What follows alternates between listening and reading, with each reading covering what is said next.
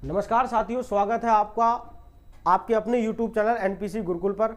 आप जानते हैं यहाँ पर प्रैक्टिस सेट लगाए जा रहे हैं। अंतिम प्रहार सीरीज जो है हमारी चल रही है, जहाँ पर हम अंतिम प्रहार कर रहे हैं किस पर, जीके और जीएस पर, जिसके 38 प्रश्न आपकी उत्तर प्रदेश कांस्टेबल की परीक्षा में आ रहे हैं। 10 दिन 10 प्रैक्टिस सेट, ऐसा हमने वादा भी कर दिया है कि अगर इन 10 प्रैक्टिस सेट में से एक भी प्रश्न आपकी परीक्षा में नहीं फंसता तो हम पढ़ाना छोड़ देंगे। अब यहाँ ध्यान से देखेंगे, ये तीसरी क्लास है, 2 कक्षा पहले आ चुकी हैं। आप इसी चैनल पर जाकर के बाकी की 2 कक्षाएं देख सकते हैं। और भी क्लासेज आ रही हैं, करंट को लेकर के 500 महत्वपूर्ण क्वेश्चन पे क्लास है, हिंदी को कंप्लीट लेकर के क्लास आ रही हैं। तो अगर आप चैनल पर हैं, नए हैं, तो सब्सक्राइब कर लें, बेल आइकन हिट करें और चैनल देखते हैं तो सारी वीडियोस देखें। ऐसा मैं आपको वादा करता हूं कि आपको फायदा होगा। यहां से प्रश्न ना आए तो कहना। अब पहला प्रश्न बिना समय खराब किए हम आ गए। भारत का सर्वाधिक केसर उत्पादक राज्य केंद्र शासित प्रदेश कौन सा है? तो केसर का सबसे ज्यादा जो उत्पादन हो रहा है साथियों, उसका उत्तर है जम्मू कश्मीर। पश्चिम बंगाल में किसका सबसे ज्यादा उत्पादन है? तो धान में ये पहले नंबर पे आएगा। असम में चाय पहले नंबर पे आ जाएगा। और केरल में जो है वो छोटी इलायची, काली मिर्च, छोटी इलायची, काली मिर्च या मसालों का जब भी नाम आएगा तो आप किसको ले लेंगे?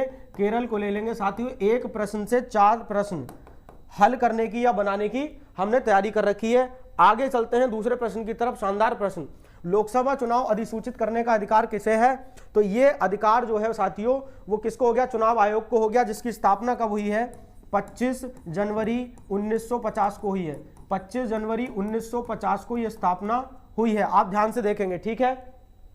अगला प्रश्न जो है वो हमारे पास तीसरा प्रश्न आ गया है। तीसरा प्रश्न कहता है सौर मंडल का कौन सा ग्रह सबसे चमकीला है? साथियों, इसका सही उत्तर जो है वो शुक्र है। अब शुक्र के बारे में बातें सुनना। ये पृथ्वी की इसका थोड़ा सा पेन का हम जो है साइज कम करते हैं ताकि लिखने में बढ़िया एकदम बात हो जाए।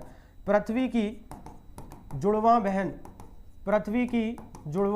बहन, ये इसके बारे में हो गया। अगली बात ये हो गई कि शुक्र इकलौता ऐसा ग्रह है सौरमंडल में जो कहां से कहां घूमता है? पूरब से पश्चिम घूमता है। बाकी सारे ग्रह किधर घूमते हैं? पश्चिम से पूरब, चाहे वो पृथ्वी हो या कोई और हो। उसके बाद इसको कहा जाता है भोर का तारा।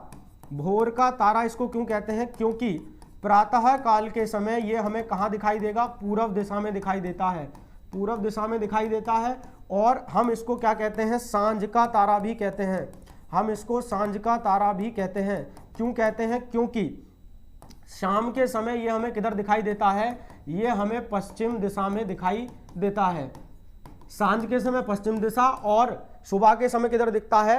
पूरब की दिशा में दिखता है। पूरब से पश्चिम की तरफ घूमता है। ये भोर का तारा इसको कहते हैं। चमकीला ग्रह है, पृथ्वी की जुड़वां बहन है। ये सारी बातें हमारी शुक्र से जुड़ी हुई हैं। एक प्रश्न हम पिछले प्रैक्टिस सेट में भी करा रहे थे। यहाँ पर शुक्र और बुध ऐसे मात्र 2 ग्रह हैं, बुध और शुक्र, जिनका कोई उपग्रह नहीं है। जिनका कोई उपग्रह नहीं है, या कह सकते हैं इनका कोई चांद नहीं है। तो बताइए, अगर इस प्रश्न से आपने सीख लिया है तो वीडियो को लाइक करें बहुत तेजी से। आगे करेंगे नंबर 4, पंचायत राज प्रणाली श्रेणी संरचना कितने की होती है? कितनी श्रेणी है इसमें? 3 है। 3 कौन सी हैं गुरुदेव? एक है ग्राम पंचायत, गुरुदेव एक है ग्राम पंचायत, दूसरी है क्षेत्र पंचायत, तीसरी कौन सी है? तीसरी है जिला पंचायत।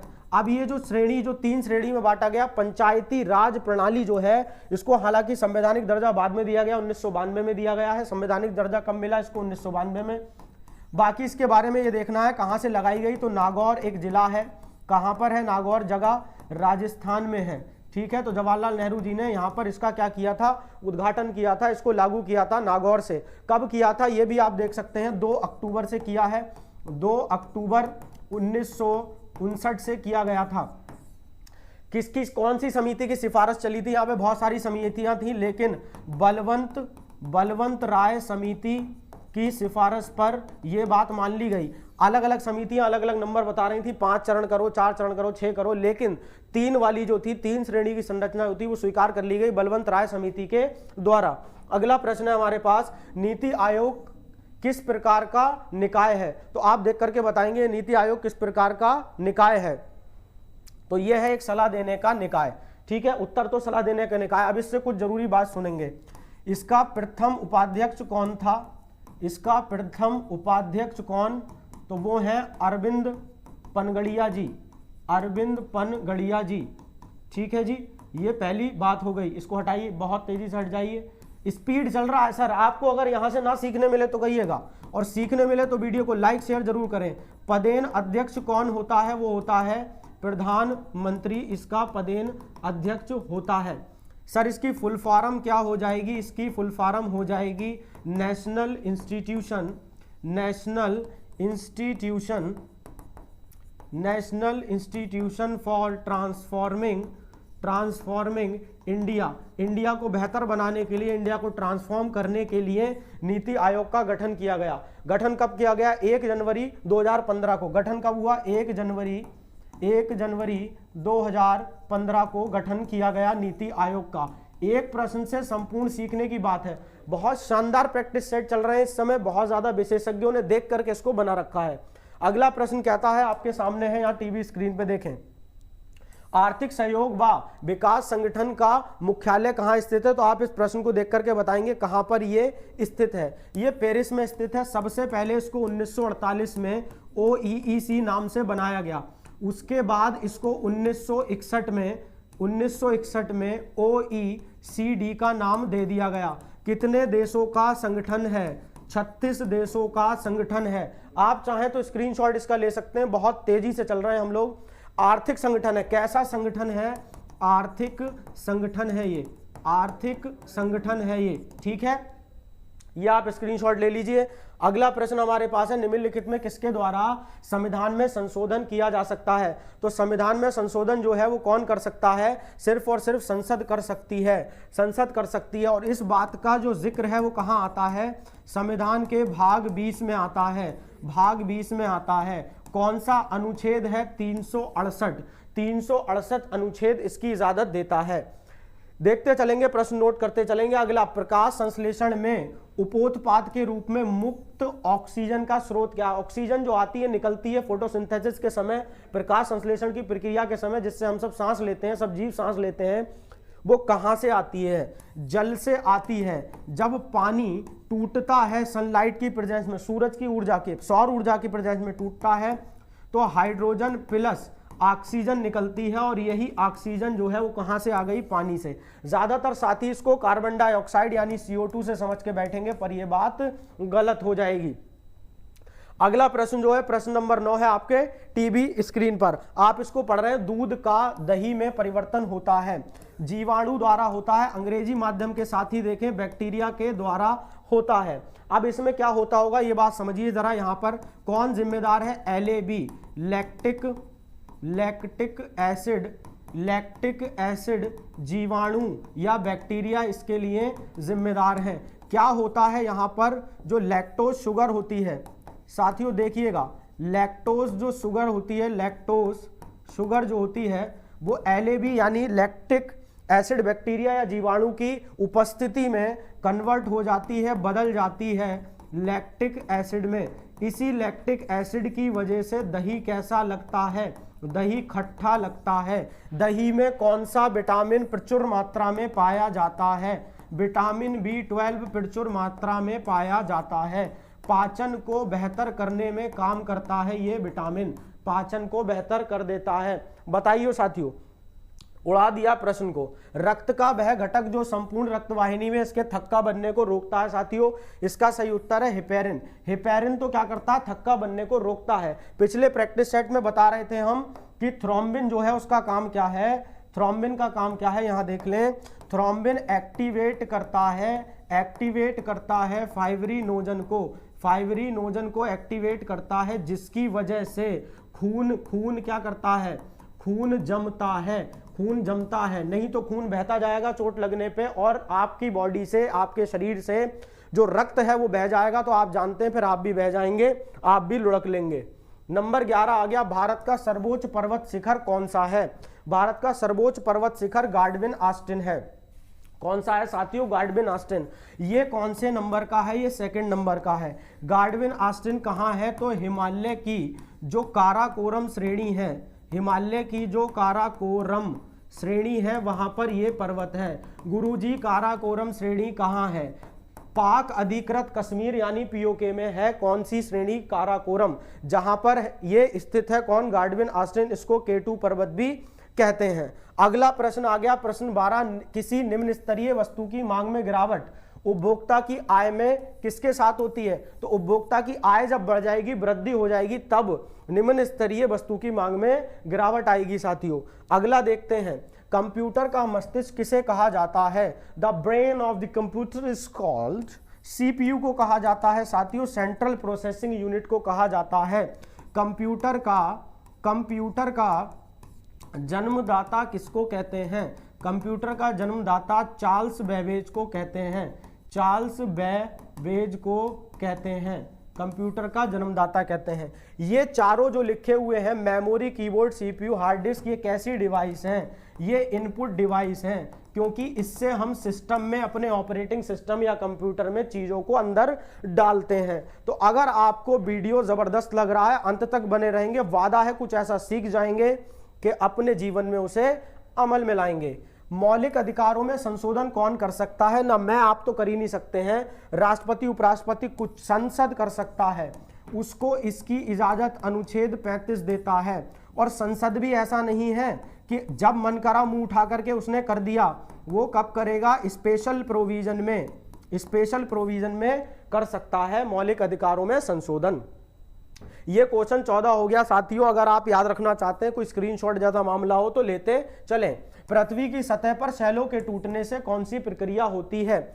चट्टानों के टूटने से आप जानते हैं क्या होता है? चट्टानों के टूटने से मिट्टी का भी फॉर्मेशन होता है, मिट्टी भी बनती है। और ये कब होता है? वायु, जल, है ना, ये सब मिलकर के, ये सारे अपघटक हैं जो इसके लिए जिम्मेदार रहते हैं। फिलहाल सही उत्तर है अपक्षय, अपक्षय इसका सही उत्तर है। अरे भाई बहुत बढ़िया चल रहे हो, क्या कर रहे हो? रामू ने खाना खाया, अरे खाया तो खा लिया, अब उसमें निम्नलिखित में कौन सा मौद्रिक नीति का घटक नहीं है? नहीं को देख लूं तो मेरा दिल बन जाता है, मैं उसको अंडरलाइन करता है, फिर उत्तर लगाता है। सार्वजनिक ऋण साथियों इसका सही उत्तर होगा।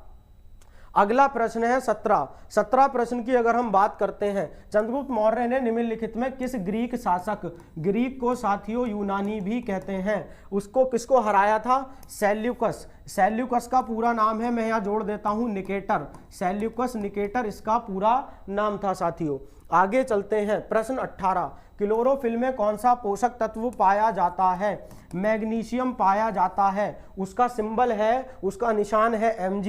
इसकी परमाणु संख्या की बात करें तो, परमाणु संख्या की बात करें तो 12 हो जाती है, 12 इलेक्ट्रॉन इसके अंदर होते हैं। लोहा कहाँ पाया जाता है? तो हीमोग्लोबिन में पाया जाता है। हीमोग्लोबिन कहाँ पाया जाता है? हीमोग्लोबिन लाल रक्त कोशिका आरबीसी में पाया जाता है, जिसकी वजह से इसका रंग क्या है? लाल होता है। तो आयरन, लोहा जो है वो इसमें हीमोग्लोबिन में पाया जाता है। अगला प्रश्न हमारे पास 19वां प्रश्न है, आप देखें जरा, बहुत ही बढ़िया प्रश्न हो गया। भारतीय संविधान के किस अनुच्छेद में आपातकाल का प्रावधान है? अनुच्छेद 352 में आपातकाल का प्रावधान है। कब कब लगा? 26 अक्टूबर को लग गया, 3 दिसंबर को लग गया और 26 जून को लग गया। 3 बार आपातकाल लग गया। 26 अक्टूबर 1962 को लगा, 3 दिसंबर 1971 को लगा और 26 जून 1975 इंदिरा गांधी जी के समय में लगा। ठीक है साथियों, तो ये प्रश्न जो है 3 बार आपातकाल की बात हो गई, कब कब लगाया गया आप देख के खत्म कर दो, उड़ा दीजिए। वीडियो को ऐसे लेकर के जाना है, बीच में कोई बात नहीं होगी, क्योंकि 17-18 को हमारी परीक्षा है और परीक्षा के लिए हम प्रतिबद्ध हैं, कार्यरत हैं। तो आगे देखेंगे आप, प्रश्न 20 आ गया, किस तापमान पर जल का घनत्व अधिकतम होता है? घनत्व कैसा कर दिया इसका? अधिकतम। तो साथियों आप ये देख लें कि 4 डिग्री पे है, -4 डिग्री पे नहीं है, यानी बर्फ बनने से पहले ही घनत्व अधिक होता है। और इसी पर जो इसका आयतन है, जो वॉल्यूम इसका होता है, अंग्रेजी में वॉल्यूम कहते हैं, वो कैसा होता है? निम्नतम होता है साथियों। निम्नतम, माफ कीजिए, निम्नतम होता है। आगे चल, 100 डिग्री सेल्सियस पर पानी भाप बन जाता है, पानी भाप बन जाता है, ये इसका क्या है? क्वथनांक है। आगे चलेंगे प्रश्न 21, जिला पंचायत का सदस्य बनने के लिए प्रत्याशी की उम्र कम से कम कितनी होनी चाहिए? तो जिला पंचायत के लिए सही उत्तर 21 हो गया। अगर आप विधानसभा जाना चाहते हैं, विधानसभा जाना चाहते हैं तो 25 वर्ष उम्र हो जाएगी। ठीक है, 18 वर्ष से संबंधित यह है कि वोट डालने का अधिकार आपको मिल जाएगा, वोट डालने का अधिकार आपको मिल जाएगा। 18 वर्ष क्या है, महिलाओं की शादी की उम्र भी है जो कानूनी रूप से है। महिलाओं की विवाह की उम्र जो है, उम्र जो है वो कितनी है, 18। पुरुषों की कितनी हो जाती है, 21 वर्ष जो है पुरुषों की उम्र है क्या, विवाह करने की, संविधान या मैं कहूं कानूनी रूप से। बहुत बढ़िया जा रहा है गुरुजी, सेशन जवाब कर दिए हैं भाई। सीएडी का संक्षिप्त नाम, शॉर्ट फॉर्म बतानी है, फुल फॉर्म है, सही उत्तर कंप्यूटर एडेड डिजाइन हो गया साथियों। अगला प्रश्न है 23वां, निम्नलिखित में किसका आविष्कार हम्फ्री, सर हम्फ्री डेवी ने किया था। तो प्रश्न कौन सा देख रहे हैं आप, 23 देख रहे हैं, जरा इसको देखें ठीक से, किसने किया था, हम्फ्री डेवी ने सेफ्टी लैंप का आविष्कार किया था। कब किया था, 1816 ईस्वी में किया था। भाई बहुत बढ़िया गुरुजी, मजा आ गया है, वेरी गुड, मजा आ गया है तो वीडियो आग की तरह फैला दीजिए। भारत के किस पड़ोसी देश को ड्रकयुल से भी संबोधित किया जाता है, इसका सही उत्तर भूटान है। भूटान कहाँ है, भारत व चीन के मध्य स्थित है, भारत व चीन के मध्य स्थित है। भाई बहुत बढ़िया। अब ये कह रहे हैं कि भूटान जो है वो कहाँ है, हिमालय पर स्थित है, हिमालय पर स्थित है। और ये कौन सा, ये कहाँ पे आता है देश, ये दक्षिण एशियाई देश माना जाता है, दक्षिण एशियाई देश है ये, दक्षिण एशिया में। तो भूटान से संबंधित बहुत जबरदस्त जो है जानकारी आपको दी जा रही है इस समय। आगे चलते हैं भाई, आगे, ठीक है, आगे आगे। एक बात और, भूटान क्या है, भूमि अवध यानी कि लैंड लॉक कंट्री है, इसकी कोई भी सीमा किसी समंदर से नहीं लगती है। आगे चलेंगे, वर्ष 1930 में की गिरफ्तारी के कारण पेशावर की सड़कों पर उग्र प्रदर्शन हुए, तो किसकी वजह से हुए, वो हुए अब्दुल गफ्फार खान। भाई इनका दूसरा नाम क्या है, इनका दूसरा नाम सीमांत गांधी या फ्रंटियर गांधी, खान अब्दुल गफ्फार खान। भाई किस समय की बात है, ये कब हुआ, 1930 में हुआ, जब भारत में सविनय अवज्ञा आंदोलन चल रहा था, सविनय अवज्ञा आंदोलन चल रहा था। पश्चिम भारत से इसका जो नेतृत्व है वो कौन कर रहे थे, ये तो पेशावर से कर रहे थे, पश्चिम भारत में कौन कर रहे थे, तो महात्मा गांधी जी कर रहे थे। गांधी जी लिख दिया है भैया, मोहनदास करमचंद गांधी जी पश्चिम भारत से कर रहे थे, पेशावर में कौन कर रहा था, 1930 में ये सीमांत गांधी अब्दुल गफ्फार खान कर रहे थे। साथियों बहुत जबरदस्त तरीका है। वर्ष 1905 में बंगाल विभाजन की घोषणा किसके शासनकाल में हुई है, तो इसका सही उत्तर आप देख रहे हैं, सही उत्तर क्या हो गया है, लॉर्ड कर्जन के समय हुई थी। अगला प्रश्न है, भारत में सर्वप्रथम जनगणना कब की गई, तो सर्वप्रथम 1972 में की गई, किसके समय की गई, लॉर्ड मेयो के वक्त में की गई, लॉर्ड मेयो के वक्त में। अगला प्रश्न सुनिए, 1881 से निरंतर जो है, निरंतर या विधिवत तरीके से जनगणना हो रही है, कब से, 1881 से। ये किसके समय में सबसे शुरुआत किया गया, लॉर्ड रिपन के समय में। भारत में आखिरी जनगणना कब हुई है, 2011 में जनगणना हुई है, उसके बाद कोई जनगणना नहीं हुई है। अरे अब देखते हैं हम प्रश्न नंबर 28 हमारे पास, हुमायूं का मकबरा कहाँ स्थित है, तो हुमायूं का मकबरा साथियों नई दिल्ली में स्थित है। नई दिल्ली की अगर हम बात करते हैं तो इसको बनवाया किसने था, तो पत्नी थी इनकी हाजी बेगम, उन्होंने हुमायूं का मकबरा बनवाया। बहुत खूबसूरत मकबरा नई दिल्ली में ये है। अब ये किस पद्धति पर है, बात करते हैं तो चारबाग पद्धति पर है, ये चारबाग पद्धति पर ये आधारित है। अब इसके वास्तुकार की बात करेंगे अगर हम, तो ग्यास बेग जो है वो इसका वास्तुकार था, जिसने इसको डिजाइन किया, जिसको इसने बनाया। तो ये प्रश्न मुझे लगता है आप बहुत सही तरीके से कर पा रहे हैं। प्रश्न नंबर 29 हमारे सामने, निम्नलिखित क्षेत्रों में किसे चिनूक स्थानीय पवन चलती है, किस में, कहाँ चलती है, तो प्रेयरी में चलती है। ये संबंधित है साथियों अमेरिका से। अमेरिका में जो रॉकी पर्वत है, रॉकी पर्वत है, उसके पूर्वी भाग में, या मैं कहूं उसके पूर्वी भाग में, और साथ ही साथ उसके नीचे जो पर्वत के नीचे की जगह होती है वहां पर ये चलती है। इससे चारागाह जो होते हैं माफ कीजिएगा, चारागाह जो होते हैं यानी चराने वाले, गाय भैंस जो चराते हैं उनको फायदा होता है, क्योंकि इस गर्म हवा के चलने से बर्फ पिघल जाती है और वो आसानी से चरा पाते हैं अपने जानवरों को। अगला प्रश्न हमारे पास है, निम्न में से किस शासनकाल में स्थायी बंदोबस्त आरंभ किया गया। अब स्थायी बंदोबस्त किसके शासनकाल में हुआ, ये अगर हमें देखना है तो यहां देखेंगे, सही उत्तर क्या हो जाएगा, लॉर्ड कॉर्नवालिस। और ये कब हुआ? 1793 ईस्वी में हुआ, 1793 ईस्वी में। इसके तहत क्या रखा गया? 10/11 जो मिलेगा, जो लगान वसूला जाएगा 10/11, वो किसके पास जाएगा साथियों? सरकार के पास जाएगा। जबकि 1/11 जो है वो किसके पास जाएगा? जमींदार के पास जाएगा। तो इस तरीके के प्रश्न जो है बहुत ज्यादा चुन के आपके लिए लेकर के आए हैं। अगला प्रश्न है जनसंख्या घनत्व से अभिप्राय क्या है? तो पृथ्वी के पृष्ठ के एक इकाई क्षेत्र में रहने वाले लोगों की संख्या प्रति किलोमीटर, वर्ग किलोमीटर में कितने लोग रहते हैं? प्रति वर्ग किलोमीटर में कितने लोग रहते हैं, इसका मतलब है जनसंख्या घनत्व से। अब इस समय वर्तमान में बात करें तो 382 व्यक्ति प्रति वर्ग किलोमीटर जो क्या है? भारत का इस समय जनसंख्या घनत्व है। ज्यादा, सबसे ज्यादा जो है वो बांग्लादेश का, ऐसे कहा जाता है कि बांग्लादेश में घनत्व अधिक है। आगे देखते हैं नोबेल पुरस्कार कुल कितने क्षेत्रों में दिया जाता है? नोबेल पुरस्कार कुल 6 क्षेत्रों में दिया जाता है। बहुत जबरदस्त नॉलेज यहां पर देंगे, ध्यान दीजिएगा। 5 जो है इसमें से 5 विषय जिन पर दिया जाता है नोबेल पुरस्कार, 5 क्षेत्र जो हैं उस पर नोबेल पुरस्कार देती है नोबेल फेडरेशन।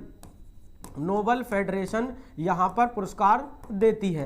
अब वो 5 विषय कौन से हैं जरा देख लेते हैं। पेन बदल के, आह गुरुजी क्या कह रहे हैं? साहित्य पे देती है, शांति पे देती है, शांति पे देती है, चिकित्सा विज्ञान पर देती है, ठीक है। उसके बाद भौतिकी पर देती है, भौतिकी पर देती है यानी कि फिजिक्स पर देती है। उसके बाद रासायनिक विज्ञान पे देती है यानी कि केमिस्ट्री पर देती है। 5 विषय। अब एक विषय गुरुजी बचा, उस पर कौन देती है? तो सेंट्रल बैंक ऑफ स्वीडन देती है, ठीक है। सेंट्रल बैंक ऑफ स्वीडन एक 6ठे विषय पर, 6ठे क्षेत्र में देती है। और वो किस चीज में है? आप सभी साथी अंदाजा लगा गए, वो है अर्थव्यवस्था पर देती है। तो ये संपूर्ण प्रश्न आपके लिए हो गया। अगर आप देखना चाहते हैं कि भाई 2023 में नोबेल पुरस्कार किसको किस क्षेत्र में मिला, ये हम याद नहीं कर पा रहे हैं गुरुजी, करंट के 500 महत्वपूर्ण क्वेश्चंस की, प्रश्न की वीडियो आपके सामने है यहाँ पर चैनल पे, आप जाकर के उड़ा दीजिए धुआं धुआं। 2 पार्ट अब तक उसके आ चुके हैं। अगला प्रश्न है किस मुगल शासन के कार्यकाल में चित्रकला अपने चरम पर थी? तो उसका सही उत्तर जहांगीर है। यह कहा जाता है चित्रकला का स्वर्णिम काल अगर था तो वो जहांगीर के समय है, अगर हम मुगल की बात करते हैं। अगला प्रश्न हमारे पास 34 है, कह रहे हैं गुलामगिरी नामक पुस्तक इनमें से किसने लिखी? तो ज्योतिबा राव फुले। इन्हीं के नाम पर बरेली में यूनिवर्सिटी भी है, MJPRU। और इनका जन्म कहाँ हुआ? इनका जन्म पुणे महाराष्ट्र में हुआ। पुणे महाराष्ट्र से ही एक बड़े व्यक्ति का नाम है, वो है BR अम्बेडकर। भीमराव अंबेडकर साहब का जन्म भी पुणे महाराष्ट्र में हुआ। ज्योतिबा राव फुले जो है, इन्होंने दलितों के उत्थान के लिए कार्य किया। और आप भली भांति परिचित हैं कि भीमराव अंबेडकर खुद भी एक दलित थे और उन्होंने भी दलितों के उत्थान के लिए कार्य किया। भारत के संविधान को बनाया उन्होंने, आप जानते हैं। अगला प्रश्न, विश्व में सर्वप्रथम किस देश ने GST लागू की? आपको रटा रटाया है, बिल्कुल एकदम आपने निचोड़ दिया है, फ्रांस ने की। अब इसके बारे में जान लेते हैं कि फ्रांस ने इसको कब किया? तो 1954 में किया, पहली बात। टोटल कुल कितने देश अब तक इसको लागू कर चुके GST को? 170। भारत ने GST लगाया तो कौन सा संविधान संशोधन या अधिनियम जो था वो था? तो वो कौन सा था? 101वां था। ये बात आप लगातार देख रहे हैं। अगला प्रश्न हमारे पास है, संविधान का अनुच्छेद 22 सुनिश्चित करता है, क्या सुनिश्चित करता है? गिरफ्तारी के दौरान या हिरासत में जब आपको पुलिस लेती है तो आपके साथ कोई दुर्व्यवहार ना हो, इसका अधिकार आपको अनुच्छेद 22 देता है साथियों। अगला प्रश्न 37वां, उत्तर प्रदेश में गन्ना अनुसंधान परिषद, बहुत महत्वपूर्ण बात बताएंगे, इस प्रश्न पे दिल ना आ जाए तो कहिएगा। गन्ना अनुसंधान परिषद कहां पर अवस्थित है? तो शाहजहांपुर में है। अब ध्यान से सुने, लखनऊ में भी है। लखनऊ में क्या है? गन्ना अनुसंधान संस्थान है गुरुजी? क्या कह रहे हो, अलग अलग है क्या? बिल्कुल अलग है भाई, अरे गर्दा काट दी है। गन्ना अनुसंधान संस्थान आ जाएगा तो लखनऊ उत्तर होगा, और परिषद आ जाएगा तो शाहजहांपुर उत्तर होगा इसका। साथियों अगले प्रश्न पे हम लोग चल रहे हैं। प्रश्न हमसे कहता है और कहता रहता है, 38वां, निम्नलिखित में से किस वर्ष संयुक्त प्रांत का नाम बदल के उत्तर प्रदेश रख दिया? उत्तर प्रदेश के पहले भी बहुत नाम हुए, तो वो वर्ष था 1950। अब ये कार्य कब किया गया है? तो ये कार्य 24 जनवरी 1950 को किया गया साथियों। ये कार्य कि जब संयुक्त प्रांत बदल के उत्तर प्रदेश, हम उत्तर प्रदेश दिवस भी मनाते हैं, उत्तर प्रदेश की परीक्षा है। कब मनाते हैं? इसी डेट को 24 जनवरी को मनाते हैं। और ये हम कब से मनाते हैं? हम ये 1950 से नहीं मनाते हैं, हम ये मनाते हैं 2018 से। 2018 में जो सरकार इस समय बीजेपी की है, माननीय मुख्यमंत्री हमारे योगी आदित्यनाथ जी, उन्होंने 2018 से इसका प्रावधान शुरू कर दिया। तो ये जो 38 प्रश्न थे आपके सेट के लगवाए गए। ऐसे ही बहुत शानदार प्रश्न अगर आप देखना चाहते हैं, आप चाहते हैं कि ऐसे प्रश्न मिलते रहें, तो चैनल को सब्सक्राइब करना पड़ेगा, बेल आइकन हिट करना पड़ेगा। डेली आपके लिए वीडियो लेकर के आ रहे हैं जीएस पे, 10 दिन 10 प्रैक्टिस सेट और 500 महत्वपूर्ण प्रश्न जो हैं पूरी 2023 साल भर की करंट पे आ रखे हैं। आप आरओ की परीक्षा देने जा रहे हैं या यूपी पुलिस की देने जा रहे हैं या कोई अन्य परीक्षा दे रहे हैं, आपके लिए वो करंट अफेयर बहुत महत्वपूर्ण है। आप अगर इसकी वीडियो, ये जो वीडियो बनी है इसकी पीडीएफ चाहते हैं, एनपीसी गुरुकुल नाम का टेलीग्राम चैनल है, उधेड़ दीजिए, ज्वाइन कर लीजिए। प्ले स्टोर पर एप्लीकेशन है, दोनों चीजें ले लें, फ्री मटेरियल और इसकी पीडीएफ के लिए। साथियों ये हमारी वीडियो थी, मुझे उम्मीद है आपको पसंद आई होगी। वीडियो में अंत तक यहाँ तक चले आए हैं, इसके लिए बहुत बहुत धन्यवाद। बने रहने के लिए फिर से एक बार आपका थैंक यू। इसी के साथ मैं अपने शब्द विराम देता हूं और इजाजत लेता हूं। जय हिंद, जय भारत।